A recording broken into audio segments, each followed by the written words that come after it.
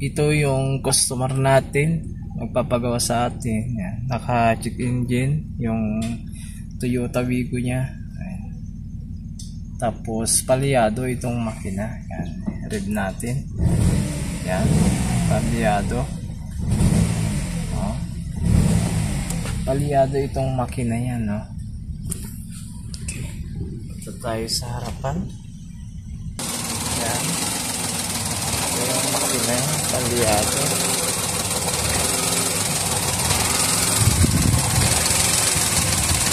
Ano kaya problema nito? Mas maganda pag hindi tayo maghula-hula, no? I-scan muna natin. Mas maganda makita natin. Scan natin.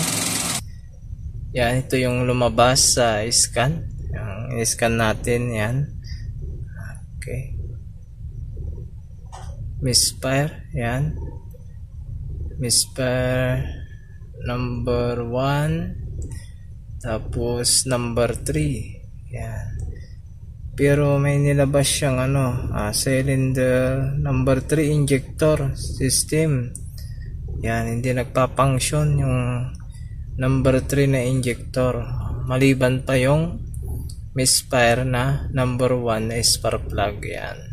Okay. Para makondisyon yung spark plug niya, palitan na lang lahat na 4. Yan.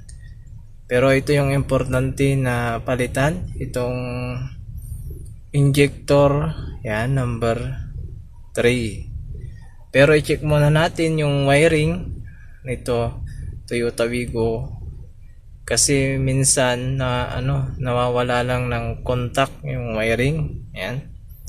Itong Toyota Wigo, marami na akong na-troubleshoot na gano'n. Wiring lang ang problema, hindi injector.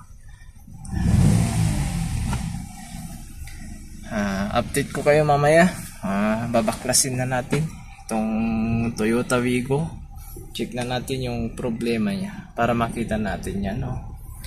Nagbi-blink po yung check engine pag ganyan. Okay. May sirang spark plug. Yan. Pag nagbi-blink yung check engine, yung sasakyan, yan, may problema yung spark plug mo. Okay, magbabaklas na tayo. Ayan. Palyado itong makina. Ayan. Kaya hindi siya makahatak. Ayan. Read natin.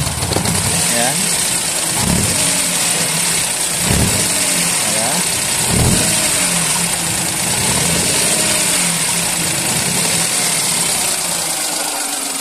Ayan, problema. Okay.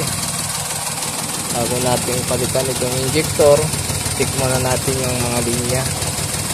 Pero itong spark plug, baguhin na natin lahat para condition tong makina. May misfire siya. Hindi niya nasusunog yung gasolina, yung number 1. Baklas na tayo.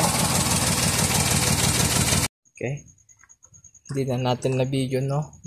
Nabaklas ko yung mga niya sa may air cleaner. Yan. Lumabas na yung na-scan natin, no? Ito na.